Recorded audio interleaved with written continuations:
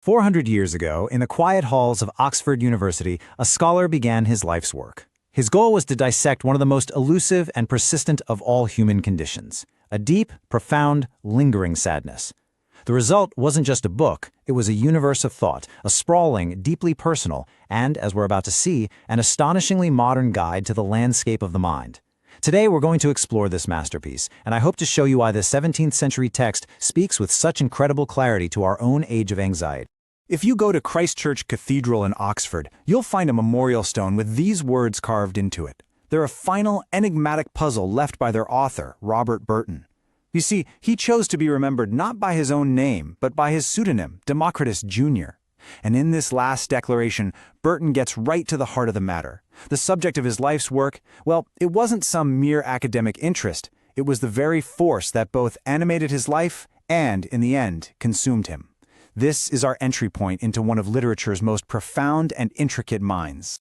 Now, to really do justice to this monumental work, we're going to proceed methodically. First, we need to understand the man himself, Robert Burton, and the obsession that drove him. From there, we'll dissect the disease as he understood it, before we move into his prescriptions for fixing both the body and the mind. Then, we'll look at the profound concept of reading as a remedy, before we wrap up with the book's timeless legacy. So, let's begin. We'll start our study with a man of inherent contradictions. Robert Burton took on the persona of Democritus Junior, aligning himself with the ancient Greek philosopher who was known for laughing at the follies of mankind. And yet, this self-proclaimed laughing philosopher would dedicate his entire adult life to the meticulous, exhaustive study of sorrow. On the surface, Burton lived a very quiet, scholarly life. He arrived at Oxford as a young man and, for all intents and purposes, he never left. He was a fellow, a librarian, a vicar, claiming to live a silent, sedentary, solitary, private life. But this self-portrait is a little disingenuous. Accounts from people who knew him paint a totally different picture, a witty and sociable man.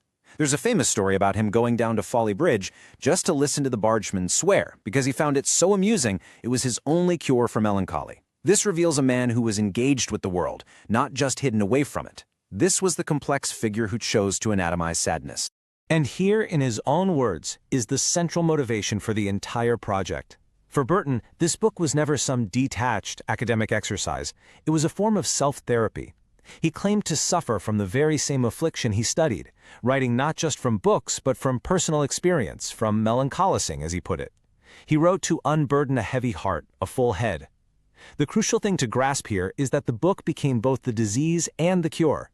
By immersing himself in the study of melancholy, he managed to keep his own sadness at bay. It's a fascinating paradox, one we see time and again in creative minds. And the scale of this thing was truly monumental. The anatomy wasn't a static work. It was a living document that just grew and mutated with each new edition. Burton simply couldn't let his subject rest. He compulsively added more case histories, more quotations, more sprawling digressions. He even compared himself to a ranging spaniel, chasing every new idea he came across. The book was his life's work, and it just kept expanding as his knowledge and his obsession deepened over the decades. By the time of the final posthumous edition, the book had swelled to over 500,000 words.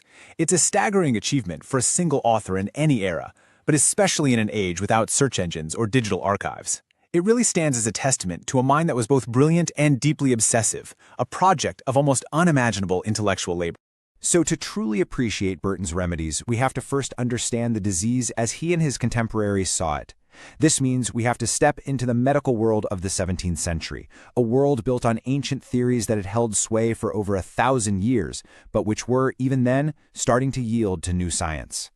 The word itself, melancholy, is our first clue. It comes directly from the Greek for black bile. In the medical framework that they inherited from Hippocrates and Galen, health was all about a balance between 4 bodily fluids, or humors: blood, phlegm, yellow bile, and black bile. An excess of black bile, a substance they believed to be cold and dry, was thought to cause the disease of melancholy. But Burton's own simple definition is one that really transcends time: fear and sorrow without any apparent occasion. It is, in essence, what we might now classify as clinical depression. Now, what's truly interesting here is the parallel structure of thought. On the left, you have the humoral theory, which saw the human body as a microcosm of the entire universe. On the right, our modern neurochemical model. The scientific language is, of course, completely different. We've replaced black bile with serotonin, and we've swapped astrological charts for fMRI scans. But look closer at the underlying principle, that our mental state is profoundly linked to our physical, chemical state. Burton's world saw a poorly balanced recipe. We see faulty wiring. So you see, the metaphor has changed, but the core idea, the undeniable link between our physical and mental selves, that persists. It's a lesson we are still learning today. Burton's list of causes was exhaustive, and it reflected this holistic worldview. It included everything from the supernatural and astrological. Being born under the influence of the cold, dark planet Saturn was considered a major risk factor, to causes we would readily accept today: a poor diet, a sedentary lifestyle, and psychological stressors like grief and fear. He even included overmuch study, pointing out that scholars like himself were particularly vulnerable to the disease, an occupational hazard for those of us who live in our own minds. So, having defined the disease and its many causes, Burton dedicates the largest portion of his work to its cure. He begins, as was logical for his time, with the physical body. And it's right here, in these 400-year-old prescriptions, that we find some truly timeless and, as we now know, scientifically validated wisdom. The framework for health back then was what they called the 6 non-naturals. Now, the name's a bit misleading. It doesn't mean something artificial. It actually refers to the 6 areas of life that are not innate to our constitution, like the humors themselves, but are within our control. These were seen as the levers you could pull to maintain or restore the body's essential balance. As you can see, this is, in effect, a 17th century guide to lifestyle medicine. Burton devotes a huge amount of attention to diet, meticulously cataloging foods that cause melancholy and those that cure it. Some of his recommendations can seem a little quaint to us, like this specific endorsement of certain kinds of apples. He notes the debate on the matter at the time, but ultimately concludes that they are, indeed, good against melancholy. And this is just a brilliant illustration of the book's enduring relevance. Burton's intuition was centuries ahead of the science. We now have a wealth of research on the gut-brain axis, this constant biochemical communication between our digestive system and our central nervous system. The fiber in foods like apples feeds beneficial gut bacteria, which in turn produce the very neurotransmitters like serotonin and dopamine that regulate our mood. Burton didn't know the mechanism, of course, but he observed the effect. And we see the very same parallel with exercise. Burton considered idleness to be the bane of body and mind, a primary cause of melancholy. His prescribed activities, hunting, fishing, walking, were all about purposeful movement, often outdoors and in good company. Today we recommend aerobic exercise to release endorphins and reduce cortisol. So once again, the scientific language has evolved, but the fundamental prescription, that an active body is essential for a healthy mind, is identical. Of course, Burton, being both a humanist and a clergyman, understood that physical health was only part of the equation. The mind, the passions, the soul, these required their own distinct set of cures. And this is the critical pivot in Burton's work. After hundreds of pages on diet, air, and exercise, he turns his focus inward to what he called the perturbations of the mind. Burton's prescription here is unequivocal: connection. He champions mirth and merry company, and he describes music as a roaring meg against melancholy. Now, a roaring meg was a large and powerful cannon from that era. This is the metaphor he chose for music, not a gentle balm, but a piece of heavy artillery, powerful enough to blast away despair and revive a languishing soul. It's a wonderfully forceful image for the power of art. And here, his advice becomes even more prescient. He recommends confessing your grief to a trusted friend, the absolute foundation of modern talk therapy. He suggests distraction with pleasant activities, a core principle of what we now call behavioral activation. He warns against an overactive, anxious mind and advises practices that sound remarkably similar to mindfulness and meditation. He even suggests a change of scenery or altering one's life. What we have here is a comprehensive psychological toolkit, developed centuries before the formal discipline of psychology even existed. It's really quite remarkable. Now we arrive at the most profound and personal of Burton's cures. It's a remedy that lies at the very heart of his project, a cure that involves not only the reader, but the writer himself. This is a powerful testimony from Dr. Samuel Johnson, another of England's great literary figures, and a fellow sufferer of what he called vile melancholy. For readers like Johnson, the book wasn't just a clinical description. Its vast, digressive, curious pages offered a powerful distraction and a deep comfort.